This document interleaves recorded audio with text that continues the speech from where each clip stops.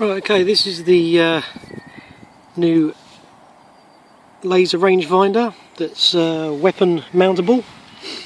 It's waterproof, shockproof, up to 5.56. What I'm going to do is I'm going to mount it on this 1022 Ruger, and I'm going to set it up so that I can prove that you can use this not just to range find in the day, but you can also range find it at night. Okay, now I've zeroed it. It's working quite well. What I'm going to show you now is that you can, I prefer it side mountable, so that I can look with my right eye through the ocular of the TV screen, the viewfinder, and my left eye I can momentarily look at that.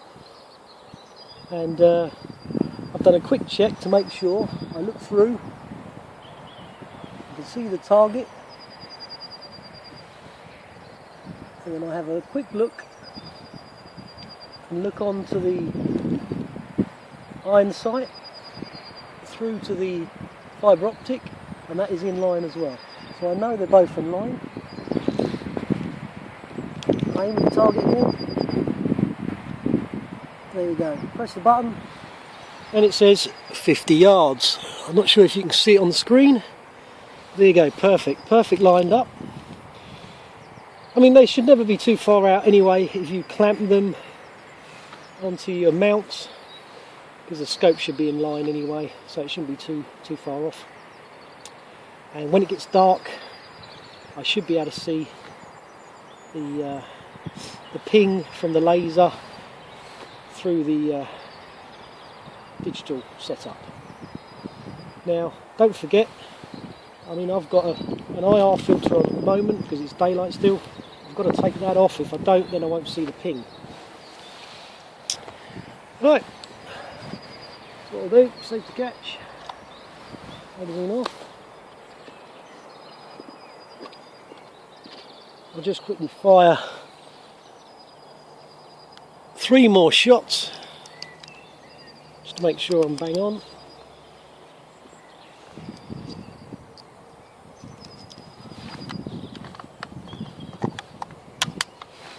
Okay.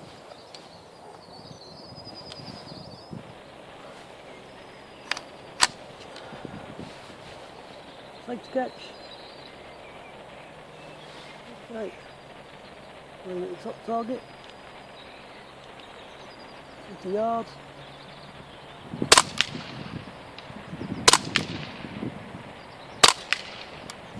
Right, it didn't really take me time.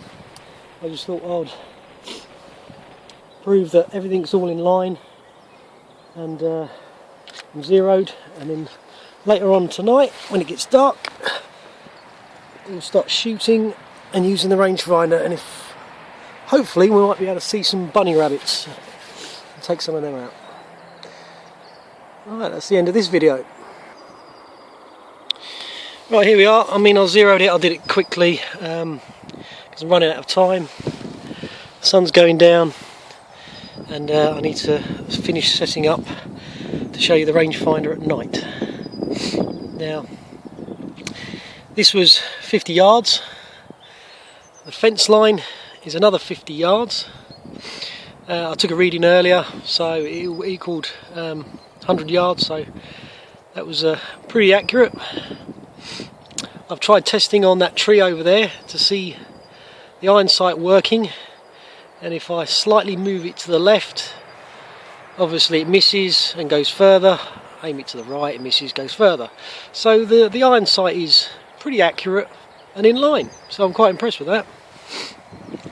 But once you've got it set up to your scope, you should be able to use your reticle and aim through that. And if it's digital, you can move your reticle around and build one for the build another crosshair for the rangefinder as well. So that was the target I aimed at, just to zero it, and yeah, not bad. Did it quickly, should have taken my time, never mind. Okay, so what I've done now is I've taken the target up to the top of the field, and it's just short of the fence. The fence is 100 yards away. I'll just turn it on and I'll aim through the scope.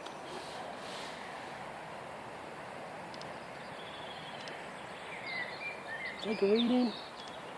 There you go, 92 yards, which is about right because the target is short of the fence. So yeah, it's pretty accurate. What I've done now is I've taken shots at the target, and now I've drawn another line on the camera with the privacy masking, so I know my 100-yard line and I have my 0 position 50-yard line. So I've got those two positions on there now, so anything in between I'll know roughly where to aim. Anything a bit lower, not a problem. Anything a bit closer, shouldn't be a problem. So we'll test the rangefinder at night. All we've got to do now is wait.